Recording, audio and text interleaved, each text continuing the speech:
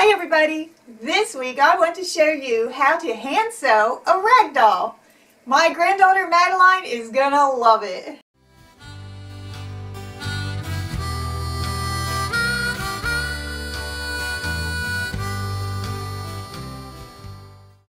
When I was a little girl, I loved to make things with my hands. Playing with dolls was also one of my favorite things to do.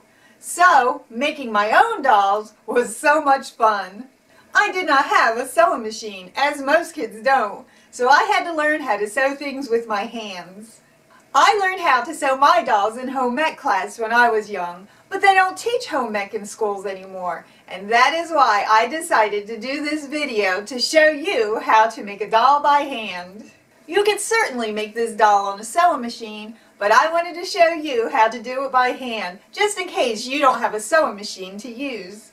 I almost forgot how relaxing hand sewing is. I had the best time making this doll. There are lots of reasons why sewing my own dolls as a child was good for me, and after sewing this doll, I realized that it's still good for me as an adult. Here are a few important reasons why you might want to give this a try. Making your own doll can make you feel accomplished. Putting the time and love into making your own doll makes that doll very special. Adding your own creative touches to your doll will make you feel smart. And making your own dolls can give you the confidence in yourself to know that you could do anything you set your heart and mind on. I can't wait to show you how to make one of these dolls. So let's get started. We can easily make our own patterns. It is so satisfying to know that I designed my ragdoll pattern myself. To draw your pattern, you will need a pencil, paper, and scissors. We will be drawing each section of the doll onto separate sheets of paper. Let's start out by drawing the head. Keep in mind that your doll will be much smaller once you sew it and turn it right side out, so make your pattern larger than you want your doll to be. Once the head is drawn out, line up the drawing with the next sheet of paper like this. Then draw the dress out onto that sheet of paper. Now it is time to draw the legs. I can see the outline of the dress through the piece of paper. It makes it easy to draw the size I want the legs to be. Don't make them too thin. You will only need to cut out one leg. I drew out 2 of them to see how it would look. The last part of the pattern to draw out is the arm. Now cut out each section of the pattern. Here is the head, the body, an arm, and a leg. My mom gave me a bunch of scrap material, and that is what I'm going to make my doll out of. You could use any materials that you have. You can even use old t-shirts or clothes that you don't wear anymore. Now get the materials that you want to use for the skin colors and lay it on your table. Each pattern part will need 2 pieces cut out of it. So fold your material and lay your pattern on the fabric. Use pins to hold your pattern in place while you cut it out. Remove the pins and set your pattern aside. For the arms and legs, you could put a couple of pins back into the cut parts so they will stay in place while you sew them. Be sure to cut out 2 legs and 2 arms. Because my granddaughter Madeline is so little, I didn't want her to lose her doll clothes, so I made the body of her doll look like a dress, but you could do your doll any way you want it. For the body, or the dress section, I used the material that I picked for the dress. Now cut a piece of sewing thread and thread your needle. Make a knot in the end of your sewing thread by wrapping it around your middle finger and rolling it off of your finger with your thumb, and then using your pointer finger and your thumb to pull the rolled thread into a knot on the end. We will be sewing around the edge of the doll's arms and legs first. Leave the straight end at the bottom open so we can stuff it. The stitch that I use to sew around each piece is called the back stitch.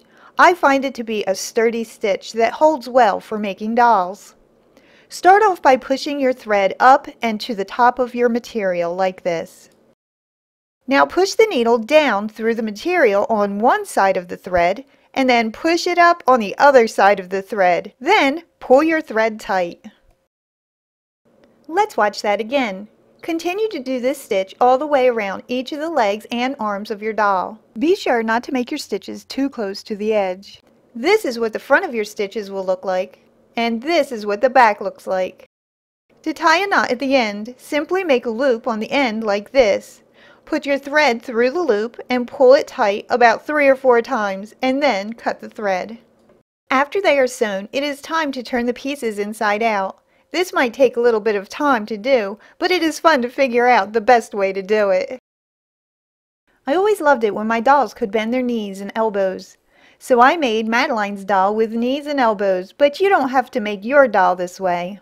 These are the legs. I decide where my shoes will go and then guess about where the knees will be.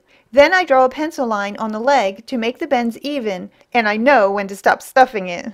I use polyfill to stuff the rag doll, but you could use pieces of scrap material or even leftover scrap yarn if you don't have polyfill. Use what you have. I used a pencil to push the stuffing into the legs and arms. Now stop stuffing when it is filled to the line. To make the bend, I sew across each pencil mark with the back stitch, and then I finish stuffing it. Now let's connect the body and the head together. Lay the body on the table with the print side down. Then take your head piece apart like this and lay them above each body piece. Line up the top of the body with the head piece. We will be sewing it together here. Simply pinch the pieces together like this and sew it all the way across with the back stitch. Once both head parts are connected, we can sew the arms onto the body here. I use the back stitch to do this part also. Here they are sewed on. Now it is time to attach the legs to the bottom of the body. Make sure the legs are evenly spaced and sew them on just like you did the arms.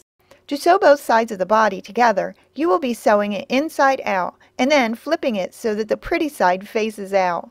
We will be folding the legs and arms in, and then we will sew all the way around. But we will need a hole left open so that we can turn the pretty side out and stuff the doll. Probably the best place to start is at my finger and then end under the doll's arm. I started mine at the top of the head, but it still worked out. Just make sure your hole is large enough to fit the legs and arms through the hole. Fold the legs and arms in like this, then flip the other body and head part over on top of it so that the pretty side of the material is facing down. I pinned and sewed only small sections at a time because it was easier to hold the edges together that way, and I had fewer pin pricks. Once you get to the end point and you are sure your hole is the size you need it, turn your doll right side out and push the corners out to make sure it is easy to stuff. I thought it would be easier to sew the hole closed to above the arm before stuffing it. Be sure to fold the edge under when you sew. I use the back stitch here too. This hole was plenty big enough to push the stuffing into the doll. I used my fingers and a pencil to push the stuffing in. To sew the hole up, I folded each edge a tiny bit and then pinched it together. Then I sewed it up like this. You do not have to make a collar for the doll, but I thought it would give the dress a special touch. I simply cut a rectangle out of a contrasting color of material to the size that would fit around the doll's neck. Then I folded and sewed 3 of the edges in. Center the top of the collar, fold the top edge under, and sew both ends in the center with a couple of stitches. Then continue to attach the top of the collar to the doll all the way around by folding the edge under as you go. Because Madeline is still a baby, I didn't want to put buttons on her doll, so I just made a bow and sewed it on. I sewed the bow on with a couple of stitches.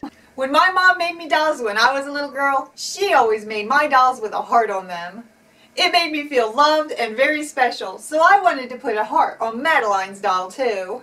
Here is the heart I cut out with the same material that I used for the collar. I used this fancy stitch to sew it on the center of the doll's chest.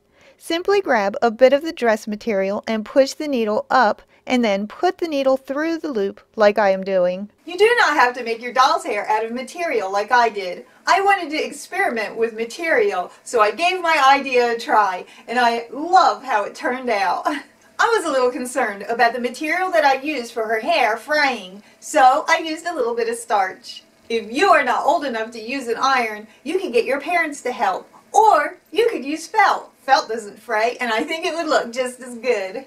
I used heavy starch to try to keep the material I used for the doll's hair from fraying too much. I sprayed a generous coat onto my fabric and let it soak in the fabric for a minute. Then I ironed the fabric. Now lay the fabric on the table and cut it evenly to the length you want your hair strands to be. You will be folding each strand in half. My strands are 7 3/4 inches long and about a 1/2 inch wide. I cut several pieces, and then, if I need more, I cut more. That way I did not waste any material by cutting too much. On the back of my doll's head, I evenly drew 3 lines like this. These lines will be a guide for where I need to sew. My lines were about 3/4 inches apart, but your doll may be different. Now sew each piece onto her head by following the line. Overlap each piece as you sew them on. It goes pretty quick once you get the hang of it. Fold your piece in half if you need to know where the center is. Once the whole row is done, push the hair down and start your next row the same way.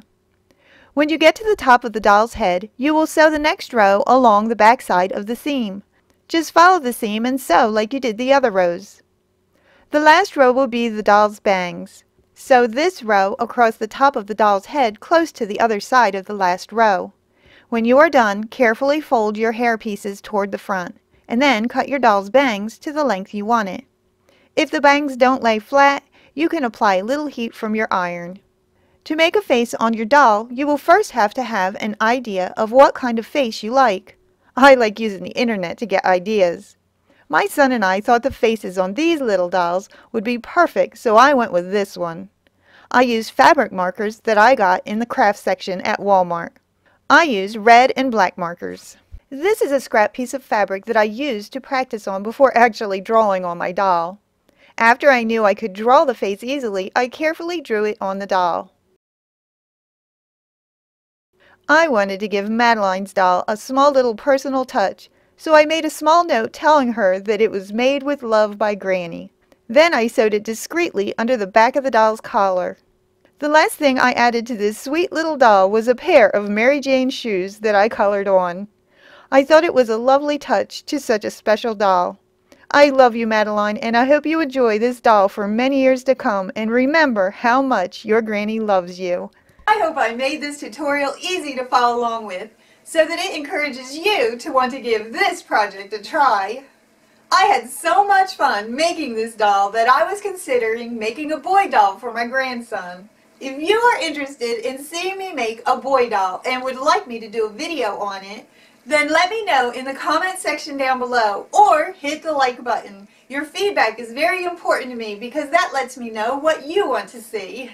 If you decide to sew a doll of your own, I would love to see a picture of it. Feel free to post your pictures on our Facebook page. Here is what was shared with us this week.